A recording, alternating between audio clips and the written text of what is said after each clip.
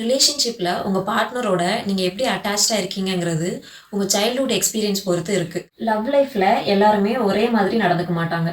சில பேர் ஒரு க்ளோஸ்னஸ் எதிர்பார்ப்பாங்க, இன்னொருத்தவங்க அந்த நெருக்கம் விரும்பாதவங்களாக இருப்பாங்க. ஸோ என்னால் ஏன் இவங்கள மாதிரி க்ளோஸாக இருக்க முடியலை, ஒரு லவ் அண்ட் கேர் ஏன் ரிசீவ் பண்ணிக்க எனக்கு கஷ்டமாக இருக்குது அப்படின்னு கேட்டால் இது எல்லாமே உங்கள் சைல்டுஹுட்டில் ஸ்டார்ட் ஆனது. இதுக்கு பேர் அட்டாச்மெண்ட் ஸ்டைலு. சின்ன வயசில் உங்கள் பேரண்ட்ஸ் கிட்டேருந்து எப்படி லவ் அண்ட் கேர் உங்களுக்கு கிடைச்சதோ அதை பொறுத்து தான் உங்கள் ரிலேஷன்ஷிப்பில் நீங்கள் எப்படி அட்டாச்சாக இருக்கீங்கிறது டிசைட் ஆகுது. இந்த அட்டாச்மெண்ட் ஸ்டைல் 4 டைப்ஸ் இருக்குது.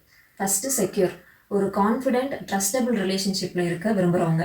செகண்ட் ஆங்ஷியஸ், க்ளோஸ்னஸ் வேணும் ஆனால் எங்கே விட்டு போயிடுவாங்களோன்னு ஒரு பயம் இருந்துகிட்டே இருக்கும். தேர்டு அவாய்டன்ட், எப்பயுமே தனியாக தூரமாகவே இருக்கிறது, ஒரு டீப் கனெக்ஷனுக்குள்ளே போக விரும்பாதவங்க.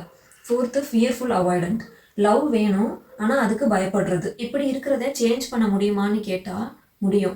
உங்கள் அட்டாச்மெண்ட் ஸ்டைலை சேஞ்ச் பண்ண செல்ஃப் அவேர்னஸ், தெரப்பி இல்லை ஒரு ஹெல்த்தியான ரிலேஷன்ஷிப்பில் இருந்தீங்க அப்படின்னா கண்டிப்பாக சேஞ்ச் பண்ணலாம். உங்களோட பாஸ்ட் உங்களை ஒரு ஷேப்க்கு கொண்டு வந்திருக்கே தவிர்த்து அதுவே உங்களோட ஃப்யூச்சர் ஆகிறாது. உங்களை நீங்கள் ஹீல் பண்ணிக்கலாம்.